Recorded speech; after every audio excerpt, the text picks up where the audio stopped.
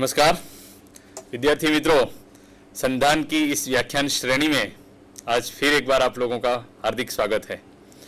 आज हमारा एक नया विषय है। अब एक नए विषय के साथ अब हम आज फिर उपस्थित हुए हैं। मित्रों, आज का हमारा विषय है छायावादी कविता और छायावादी कवि। आप लोग भलीभांति जानते हैं, हिंदी साहित्य से परिचित होने के कारण, कि आधुनिक काल का आरंभ होने के बाद कविता जो है वो अनेक मोड़ों से गुजरती है। भारतेंदु युग में हालांकि खड़ी बोली कविता बहुत कम लिखी गई, लेकिन द्विवेदी युग में जब कविता खड़ी बोली में लिखी जाने लगी तो हम देखते हैं कि कैसी कविता हमारे सामने आई। राम तुम्हारा चरित स्वयं ही काव्य है, कोई कवि कवि बन जाए सहज संभाव्य है। या इसके अलावा मैथिली शरण गुप्त ने जो कविता लिखी, खास करके सपाट बयानी की कविता, आंचल में है दूध और आंखों में पानी, इस तरह की कविता। और इसके बाद हम देखते हैं हिंदी कविता में 1920 के बाद एकदम आमूल परिवर्तन दिखाई पड़ता है। ये परिवर्तन लेकर आने वाले जो चार कवि हैं, जिन्हें हम छायावाद के स्तंभ मानते हैं, या उस पूरे युग को हम छायावाद कहते हैं, तो किस तरह से छायावादी कवि जो है वो नई बातें कविता में लेकर आए। छायावाद आखिरकार क्या है? क्यों हम द्विवेदी का नामकरण द्विवेदी जी के नाम से करते हैं और छायावाद का नामकरण किसी एक कवि के नाम से न करते हुए इसको हमने छायावाद कहा? क्यों ऐसा हुआ है? विद्वानों ने काफी इस पर चर्चा की है। आज हमारा लक्ष्य यही है कि इन सब बातों की चर्चा आज इस मंच से करें। छायावादी कविता से आप लोगों को परिचित कराते हुए छायावादी कवियों की चर्चा करें, छायावादी कवियों के योगदान की चर्चा करें। आज इस विषय को मेरे साथ आगे बढ़ाने के लिए उपस्थित हैं गोजारिया नीमा आर्ट्स कॉलेज से डॉक्टर सोमभाई पटेल।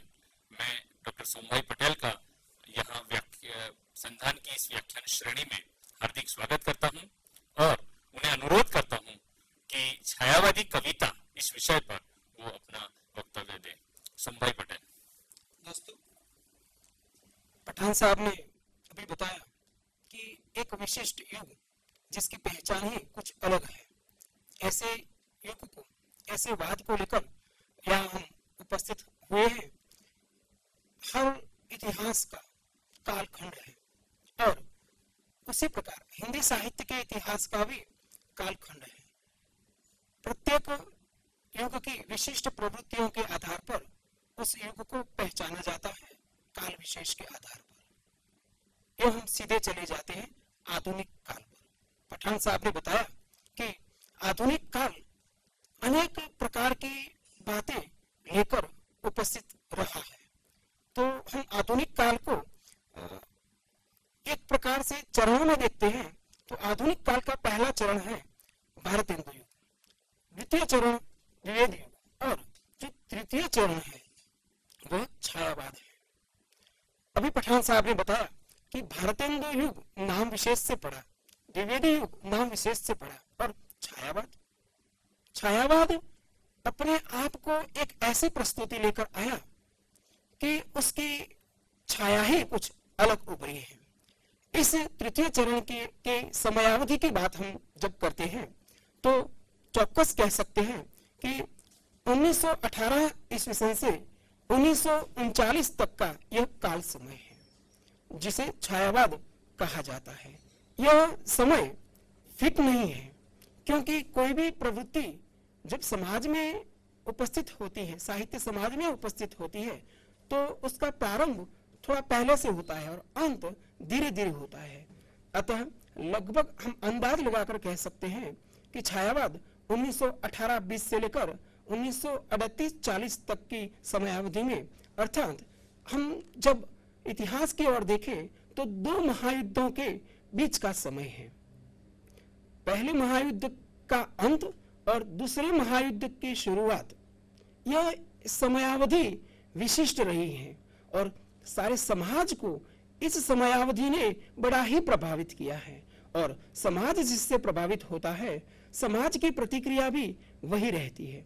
तो हम चौकस छायावाद को उसी समयावधि की ही प्रतिक्रिया कहें तो कोई अतिशयोक्ति नहीं है। कई लोगों ने छायावाद को पाश्चात्य साहित्य की रोमांटिक धारा एवं बंगला साहित्य का अनुकरण कहा है, पर यह बात ठीक नहीं है, क्योंकि पाश्चात्य साहित्य की रोमांटिक धारा का अनुकरण छायावाद ने नहीं किया। हाँ, छायावाद पर उसका प्रभाव अवश्य रहा है। कोई भी चीज है, हम पाश्चात्य को देखते हैं तो 100 साल छायावाद से भी 100 साल आगे का है, जो स्वच्छंदतावाद नाम से पाश्चात्य में पहचाना जाता है। यदि कोई अनुकरण करता है तो अप टू डेट का नहीं, पर अप टू मूवमेंट का करता है। हाँ, पाश्चात्य का प्रभाव अवश्य है, पर कई आलोचकों ने इसे पाश्चात्य का अनुकरण कहा है, जो बिल्कुल अनुचित बात है। कई लोगों ने इसे बंगला साहित्य का अनुकरण कहा है। बंगला साहित्य का अनुकरण कहने वालों आलोचकों को यह देखना चाहिए कि पूरा बंगला साहित्य का अनुकरण इसमें नहीं है। हाँ, बंगला साहित्य का छायावाद पर प्रभाव अवश्य रहा है, पर यह छायावाद आधुनिक औद्योगिकता से प्रेरित व्यक्तिवाद के कारण आया है, जिससे समाज बड़ा ही प्रभावित रहा है।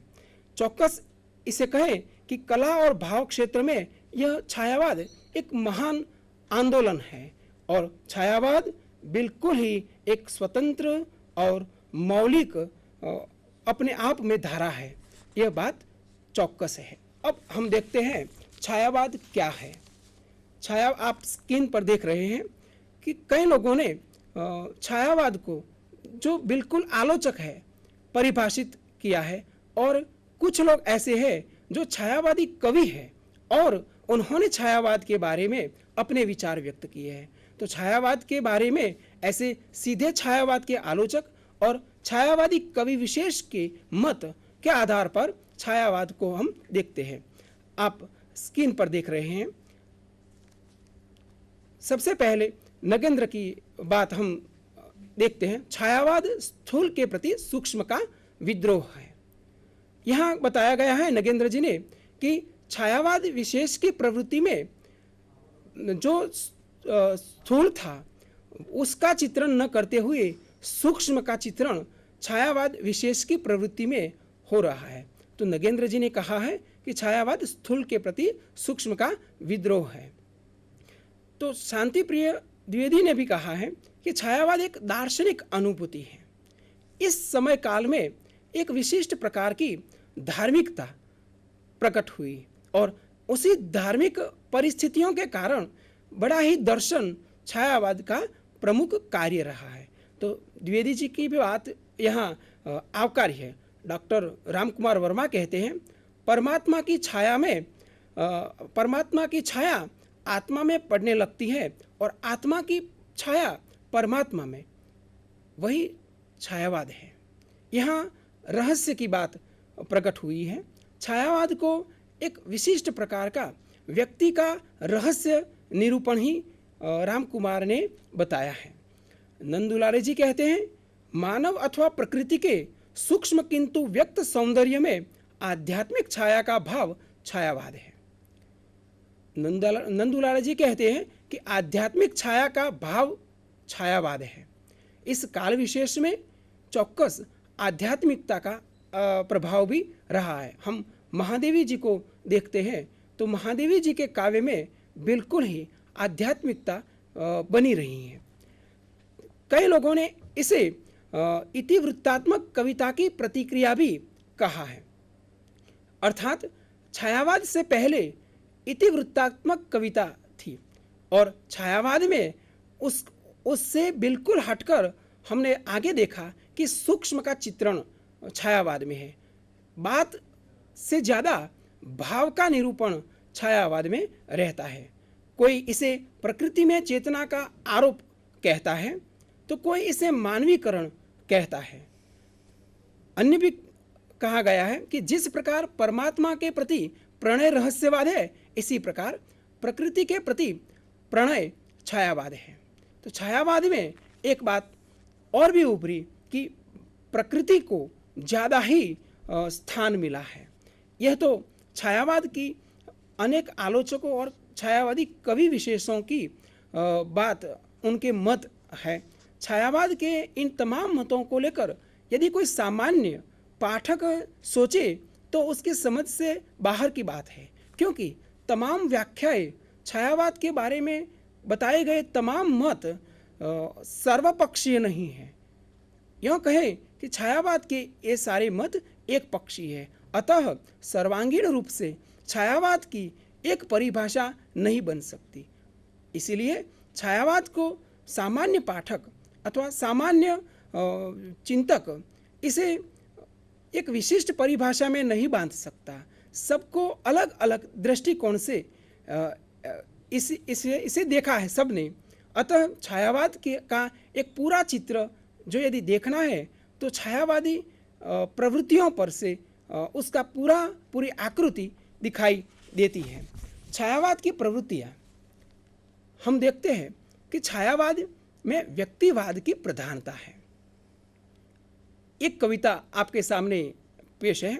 शून्य मेरा जन्म था, अवसान है मुझको सबेरा, प्राण आकुल के लिए संगी मिला केवल अंधेरा, मिलन का मत नाम ले मैं विरह में चिर हूँ। महादेवी जी की यह कविता है। यहाँ स्पष्ट बताया गया है कि व्यक्तिवाद की प्रधानता झलकती है। छायावाद में व्यक्तिवाद खूब उभरा है। हमने पहले देखा कि छायावाद आधुनिक औद्योगिक व्यक्ति चेतना की छाया है। अतः सबने अपने अपने निजी व्यक्तित्व का प्रकटीकरण किया है। पर एक बात उभरती है कि छायावाद में व्यक्तिवाद स्व से सर्व की ओर रहा है। इसमें किसी भी कवि ने अपने व्यक्तिवाद की बात अपना व्यक्तिवाद प्रकट किया है, परंतु उसमें भी स्व की जगह सर्व का ही प्रकटीकरण चौकस है। दूसरा जो विधान है अथवा प्रवृत्ति है वह है प्रकृति चित्रण। प्रकृति में चेतना का आरोप छायावाद है, यह हमने देखा। छायावादी कवि का मन हमेशा प्रकृति चित्रण में खूब रमा है। आप देख सकते हैं स्क्रीन पर, प्रसाद ने कामायनी में बताया है, लिखा है कि पगली हाथ संभाल ले, कैसे छूट पड़ा तेरा अंचल। पगली हाँ संभाल ले, कैसे छूट पड़ा तेरा अंचल, देख बिखरती है मणिराज, अरे उठा बेसुध चंचल। यहाँ हम देखते हैं कि प्रसाद ने रात्रि को संबोधित करते हुए बड़ी बात बताई है। तो प्रकृति चित्रण इस प्रकार से हुआ है। एक अन्य उदाहरण हम देखते हैं, महादेवी जी का है कि मत व्यथित हो फूल, मत व्यथित हो फूल, किसको सुख दिया संसार ने, स्वार्थमय सबको बनाया है यहाँ करतार ने। बड़ी बात महादेवी जी ने बताई है। यहाँ फूल को उद्देश्य करके एक विशिष्ट भाव चित्रित किया है, तो प्रकृति का आधार लिया है। छायावादी युग की इस प्रवृत्ति में या छायावादी प्रकृति चित्रण में एक बात खास उभरती है, जो हम यदि जूही की कली को भी देखें, विजन वन वल्लरी पर सोती थी सुहाग बरी, इस कविता को देखें और आगे की हम रीतिकालीन श्रृंगार से भरी कविता को देखते हैं, तो रीतिकालीन श्रृंगार से भरी कविता में जो प्रकृति चित्रण था वैसा प्रकृति चित्रण यहाँ छायावाद में नहीं है। छायावादी प्रकृति चित्रण एक विशिष्ट मर्यादा में रहकर और बड़े ही भाव की उत्तेजना के साथ हुआ है। अन्य प्रवृत्ति है छायावाद की नारी सौंदर्य। छायावाद में नारी सौंदर्य एवं प्रेम का चित्रण खूब उभरा है। एक उदाहरण देखिए, नील परिधान बीच सुकुमार, खुल रहा मृदुल अध खुला अंग, खिला हो जो बिजली का फूल, मेघ बन बीच गुलाबी रंग। इस कविता में हमने देखा कि नील परिधान बीच सुकुमार, खुल रहा मृदुल अध खुला अंग, पूरे मानवीयकरण के साथ प्रकृति को यहाँ बताया गया है। अर्थात भाव को निरूपित करने के लिए छायावादी कवियों ने, छायावाद ने एक सौंदर्य को प्रकट करने के लिए प्रकृति का आधार लिया है। पर उसमें भी भारतीय नारी की झांकी दिखाई देती है। कविता में देखते हैं, तुम्हारे छूने में था प्राण, संग में पावन गंगा स्नान, तुम्हारी वाणी में कल्याणी, त्रिवेणी की लहरों का गान। देखिए, यहां हमने देखा कि छायावाद सूक्ष्म का चित्रण है। आगे की सारे वादों में, सारी प्रतिक्रियाओं में सूक्ष्म की जगह स्थूल का चित्रण था। और यहाँ अश्लीलता नहीं, छायावाद ने श्लीलता को भी नारी के सौंदर्य चित्रण में और प्रेम चित्रण में भी बड़ी ही श्लीलता से काम लिया है। कहीं कहीं छायावाद में बड़े भाव की उत्तेजना के साथ यह चीज थोड़ी आगे बढ़ गई है, परंतु छायावाद